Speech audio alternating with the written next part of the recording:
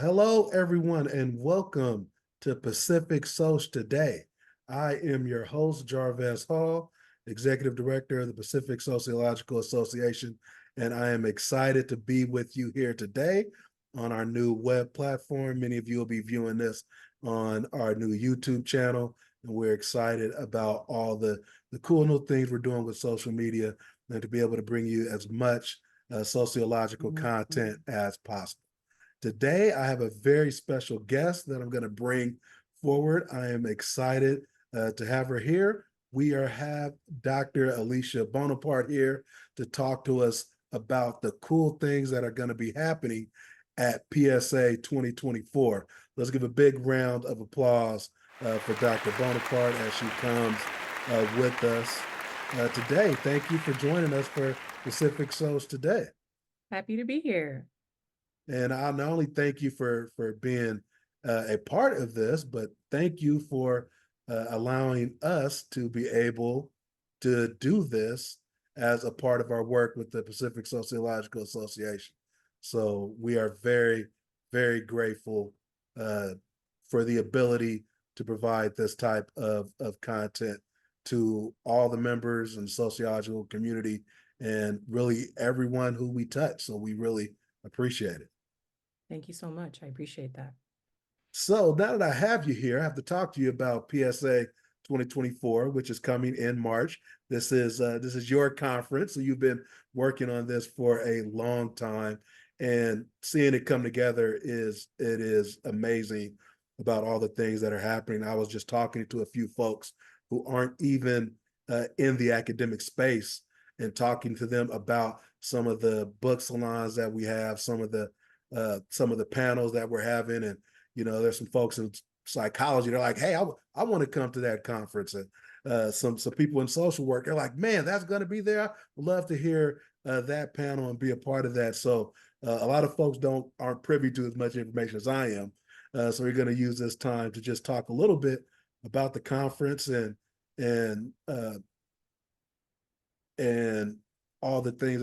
But first, before that, I just want to say. Just want to ask the question. The conference theme is ties that bind, social space and social permissiveness. How did you come across this theme for the conference? Well, one of the things that's wonderful, but also something that you have to think really carefully about is once you become president of the organization, there is a request for what do you think your theme is going to be? And so one of the things I kind of sat with over and over and over again was thinking about our current social realities, whether we're talking about here in the United States as well as globally. And in all of these places, what we're starting to see is a very clear highlighting of how social differences are more predominantly becoming a topic of conversation, and not only a topic of conversation, but also legislation.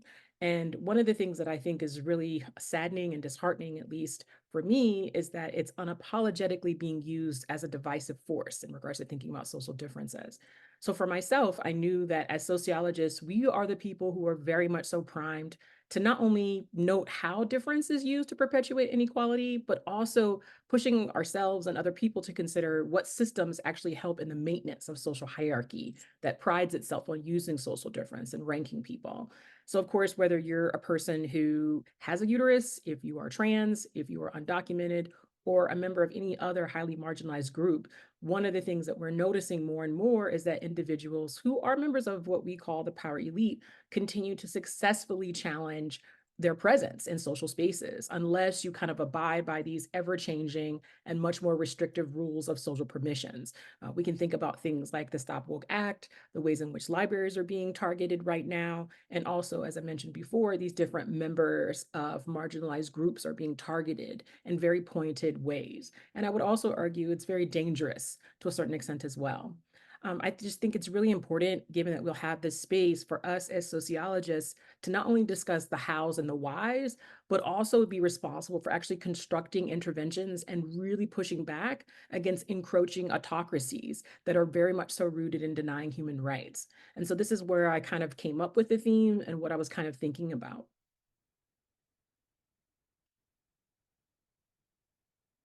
Well, that is fantastic. I'm just really really mesmerized by how not only you came to that, but just how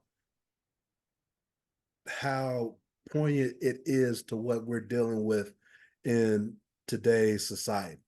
Um, and it's really a theme and a topic that really speaks to the lives today, not only as individual global citizens, but also in areas of academia and some of the things that uh, we're seeing with those in positions of authority, especially those who may hold certain positionalities.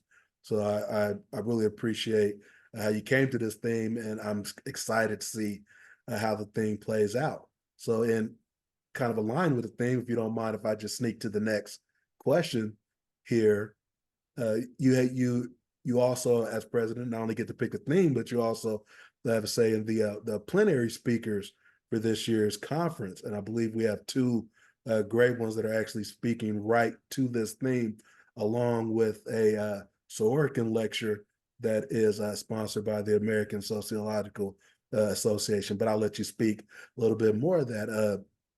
Feel free to share who are the plenary speakers and either how you arrived at them or how they uh, really speak to this theme that you spoke of just earlier.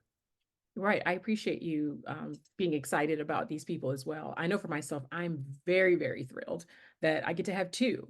The first of which is the Dr. Elijah Anderson is our Sorokin lecturer, and also having the very incisive Dr. Brandon Robinson. I want to start by just saying I really want to thank Dennis Downey, who was one of our previous PSA presidents, as well as the American Sociological Society, sorry, the American Sociological Association, also known as ASA, for actually providing the funding to have Dr. Anderson as our Sorkin speaker. Part of the reason why I'm offering this gratitude is largely because Dr. Anderson's lecture was postponed because the PSA 2020 meetings were actually canceled due to the pandemic.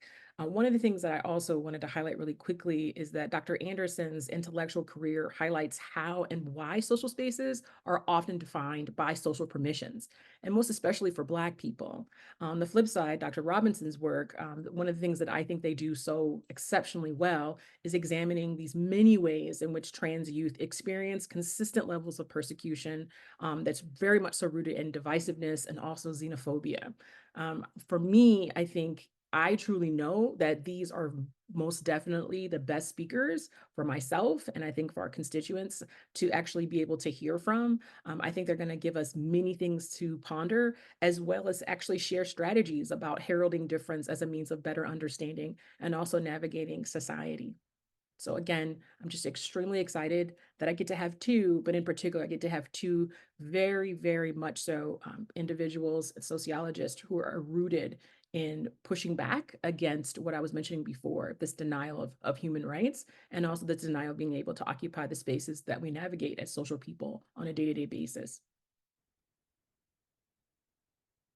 Thank you for that. I'm definitely excited for both of them. We've been advertising a bit on our Twitter account.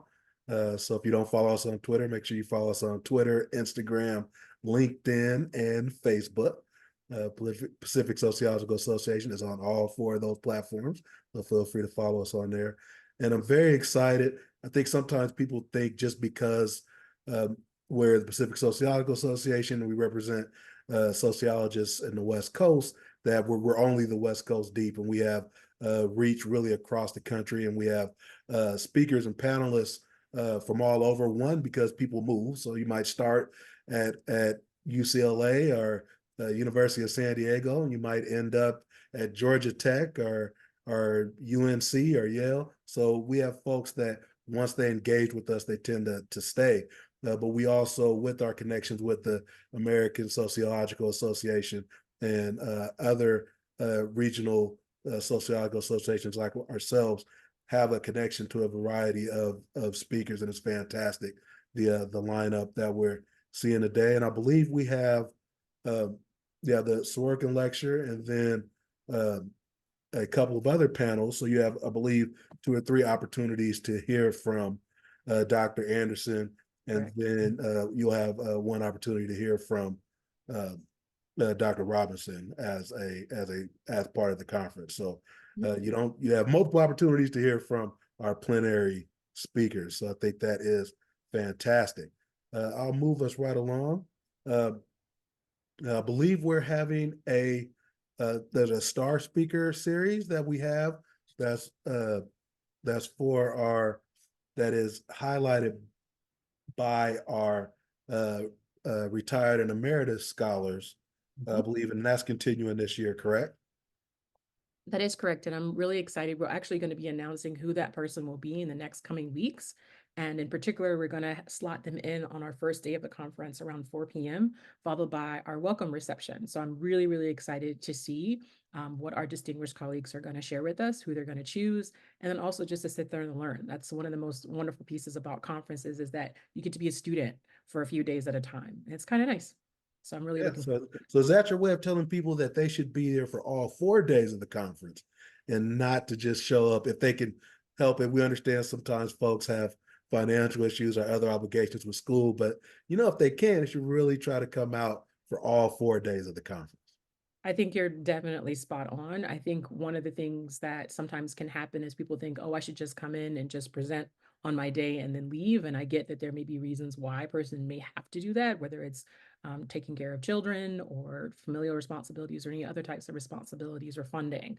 But it is my sincere hope that most of the people who intend to come to the conference and actually do come will be here for the predominance of the days in which we're offering sessions. So, yeah. All right, we have things for all 4 days. So uh, one of the cool features is I believe the last session on Saturday gets out at 12:15, the absolute last session. So if you are able to be at the host hotel, um, they often offer a late checkout option that can be cheaper than having another day at the hotel. So you can stay all the way through the end and still be able to check out on Sunday if you are at the host hotel. So that might give you an option to make sure you stay for all the presentations because folks do a lot of great work and we want people to be able to be a part of that for all 4 days. But one of the other cool features, at least, and I forgive me if I'm nerding out a bit because I just really am excited about the conference. But we actually have, or I should say you or we, PSA, will have book salons. So some people know them as book salons, some people know them as author meets critics. But we actually have 7 this year, which is fantastic. And we're even hoping that some of those books may be available in to be able to be available for purchase, as well as in some of our silent auction items. So you want to be able to look out on that for when we raise money for the endowment fund. Can you talk a little bit about the book salons this year and maybe even some of them that we have confirmed? Yeah, so again, very much so thinking about the theme, and I think our book salons very much so align with that as well. One of our book salons is going to be featuring a book called Banished Men: How Migrants Endure the Violence of Deportation by Abigail Andrews and students of the Mexican Migration Field Research Program. That's through the University of California Press. In addition to that, one that I'm extremely excited about is the Sociology of Cardi B, which is an edited volume by a dear scholar that I know from Twitter and other social spaces as well, Candace Robinson, and also a series of her colleagues. In addition to that, we also have a book salon about the book Gray Areas: How the Way We Work Perpetuates Racism and What We Can Do to Fix It, by Dr. Excuse me, by Dr. Adia Harvey Wingfield. What's amazing is that Professor Harvey Wingfield not only has previously been the president of SWS, but she is also a Spelman alum like myself. And so again, I'm just really excited that some people that I know, some people who I've learned alongside and beside and so forth are actually going to be presenting not only some really cool books, but also again that our constituency will be exposed to these works in very front-facing ways. So it's really exciting. Yes, I am very excited about that. Um, actually had a conversation with a couple of folks who may be attending the conference about the Cardi B book in particular, and explaining to them a little bit of the trap feminism uh, theory that is described in the book. And it was interesting. We're talking actually about they want to know about what was the trap? What did they mean by that, and I was explaining things to him, and I got about halfway through, my synopsis of thoughts regarding that, and I'm like, "Why are you asking me? Come to the conference. You can ask the author yourself about that." And that particular book is not out yet, but it will be out by the time the conference hits. So be on the lookout for that book. I'll be getting my advanced copy. I'm really interested about that. I get to sneak and get a copy before everybody else, so I'm excited about that. So definitely come. So like I said, we'll have 7 of those. They'll be excited. Please come out.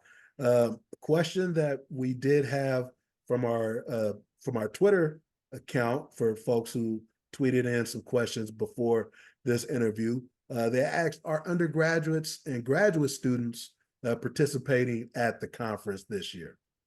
Yes, yes, and yes. I know that for myself, I remember when I first started attending PSA meetings, one of the things that I enjoyed for myself as a first year assistant professor was actually having the opportunity to meet and to actually listen to undergraduates and graduate students. For this year in particular, for 2024, we actually have 22 sessions of student roundtable presentations, as well as 4 sessions of student poster sessions where students will actually be presenting their work. What's also great is that we have some panels that are specifically geared for students, such as how can new graduates market sociology as a skill set. And we also have a student travel grant that students can actually apply for. It's actually used in many ways to help them travel, as well as we want to have students have a student design challenge where students can actually design the official conference t-shirt, which is really exciting. In addition to that, particularly for our grad students, there's also a grad fair for them in which they can actually learn about graduate programs. And in addition to that, as we always do, there is a student reception that allows for students to be able to socialize. I want to also mention really quickly is that many of our sessions are typically done by not only academics that are already teaching or professors, but also by graduate students that are either close to finishing their degrees or even perhaps using their master's theses as a means of presenting that work. So again, this is very much so a space in which we welcome undergraduates and grad students. And for me, as a president of this association, this was actually part of my campaign, was very much so wanting to really highlight their work and make sure that they are feel seen and also get these chances for professional development in ways in which sometimes they may not be able to have those on their own home institutions. So I'm just really, really excited to looking and seeing all these fresh, new, and young faces. Yes, it definitely means a lot to the students to be able to participate in this. There's a few that have been contacting me as they done their registration, and for many, this is their first time they've ever presented their work uh, in an academic setting. They might not even have the opportunity to present it at their home institution, but here it's really the first time they can kind of show the world that this is what I'm working on, and this is what I can do, and that's why I appreciated the the Cardi B book as part of the book salon is when I told someone who I know who is also a graduate student that that was one of the books. And they're like, you can do research on that stuff. Like that's research that we can do, especially for students of color and other marginalized groups. They often feel that they can't do research on what they want to do. They have to do research of what they think, the institution or other folks want to hear. They're like, oh, that applies to me. That applies to my life. I can research that and help folks that look like me or come from my background have a voice. And so I appreciate the allowing the students to have that. And it's a great opportunity for the members to go and support those students and be at those presentations and hear what they have to say. That's absolutely So right. Mhm. outside of book salons, student presentations, that sounds like a lot. That sounds like a full conference, but I think there's a little bit more that you have in store. I believe there was a decision to screen documentaries at this year's conference. Could you tell me a little bit about that decision? What went into that, and how those are how you plan to incorporate those into the conference this year? Mm. So I appreciate your question. So one of the things I do want to highlight for our listeners is that PSA regularly hosts documentaries as a key component of the conference experience. And I know for myself, just personally, I was even further emboldened by our previous PSA president, Dr. Shirley Jackson, and her program chair, Brianna, sorry, Brianna Davila's work on PSA 2023. In particular, that conference program had a number of thought-provoking documentaries. I remember talking with people in the hallway and them telling me what they'd been able to see, what they had learned, what they were exposed to, and also ways in which they were thinking they were going to incorporate in their own classroom spaces.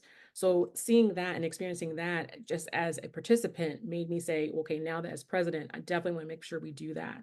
In addition to that, my program chair, Dr. Marcia Hernandez, and also our PSA Vice President, Celeste Atkins, very much so aided in the selection and narrowing down of which films we would screen for this year. And so one of the things that we have decided is there's going to be an actual concentrated space at the hotel in which we will only be filming the documentaries. Will only be used for that sole space, which is really, really exciting. And so at the end of the day, people, I'm hoping, will not only appreciate some of these documentaries, but in addition to that, maybe share with us some other documentaries that they've heard about that might be useful for forthcoming PSA conferences as well. Again, just extremely excited that we have the opportunity to be able to screen these very important works, these thought-provoking works, and also these intellectually challenging works as well, right? We need to consistently be moving forward as sociologists for social progress versus moving back in a regression status. As I was speaking about earlier before, it looks like that's where society is trying to push us, and this is where we really can and should push back.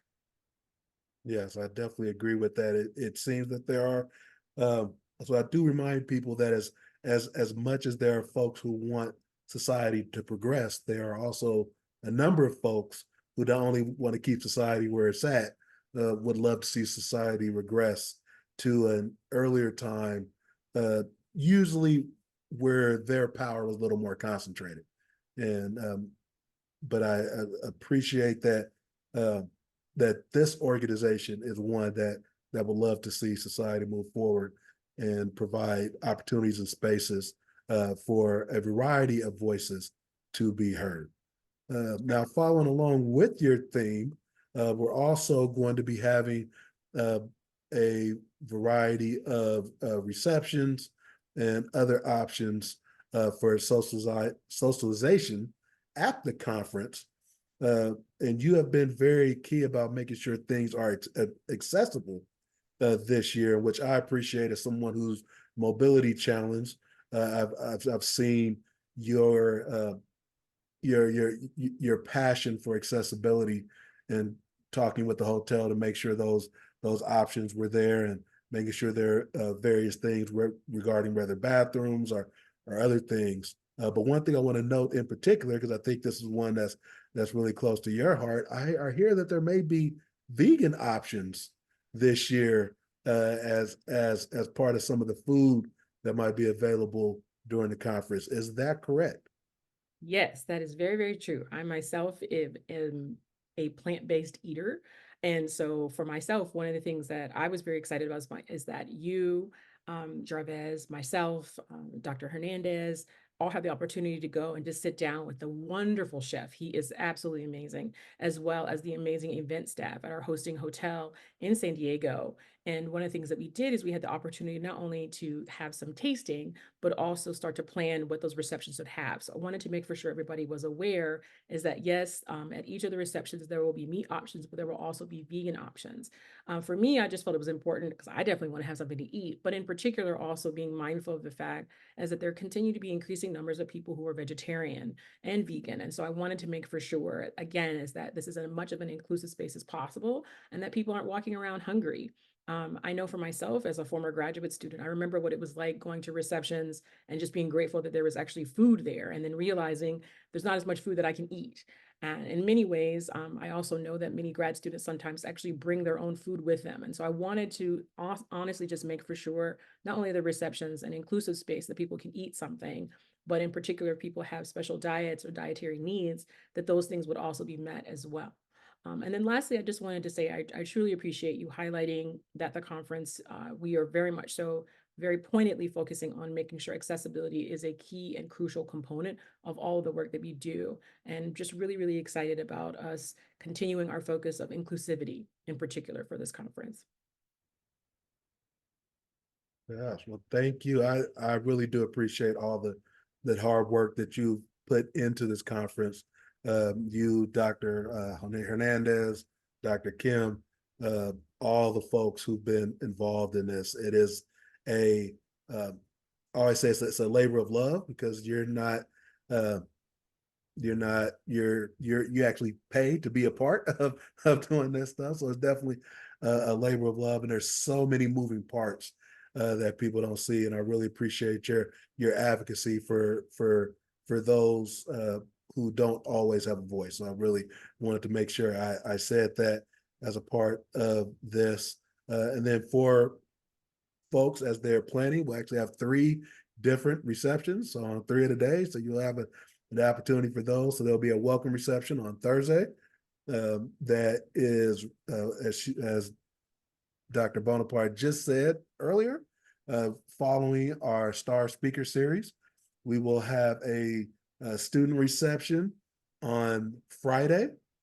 It's geared for the students, but you all are welcome to participate as a part of that. And then following our PSA presidential address on Saturday, after the address and the awards, we'll have a reception then as well. So you have a lot of opportunities to try some of the fine cuisine over at Marriott Mission Valley, as well as to connect with each other. We know oftentimes for a lot of people, this is the only time where they can connect with many folks. And that's one thing I've appreciated in my conversations with people is they come to the PSA conference and it's like seeing old friends again. And you see a lot of folks that you may not be able to see throughout the year. So before I let you go, I know you have a lot going on and students to work with. They're probably knocking at your door right now. But I want to ask really this question is, why should people be excited about this conference? Thank you. I appreciate this question, as well as the other questions that you asked me today. I think that, as usual, like we at PSA are very much so determined to continue in offering spaces not only for deep intellectual investigation and discussion amongst all levels of the academy, but also extending collegiality to anyone who comes, as well as supporting first-time conference attendees, as well as our growing undergraduate and graduate student participants. I also think it's very fair to say San Diego is an amazing site for people with and without families. And this is largely due to the diversity of social outings and experiences that are available to them. And then last but not least, for those of you who are coming from colder climates, I think experiencing a little bit of sunshine is definitely a boon as well. But at the end of the day, I think PSA is really what our membership represents. And that is people who are interested, people who are wanting to understand deeper social problems, and not only social problems, but also understanding people's social experiences and how those things happen and how we as members of society can shift those kinds of things. I'm truly, truly, truly looking forward to greeting everyone who does come, and not only greeting you all, but also supporting you in whatever academic or activist piece that you're engaging in. We at PSA are very much so interested in continuing to create spaces that are welcome for people in ways in which maybe some other conferences may not be, for whatever reason. And so again, I welcome you to come. I'm very excited to see you. And please know that the hotel is a very beautiful hotel and the conference spaces are all very, very beautifully accompanied. So again, really look forward to seeing everyone there. Thank you very much. You really hit my heart when you said, warmer climate, because I have snow in the forecast for this weekend in my area. So I'm looking very much forward to a little more warmer setting down there in Southern California. Well, thank you very much for your time, Dr. Bonaparte. We're going to encourage everyone to go to pacificsocial.org/events and register for the event today. Please make sure you visit our site.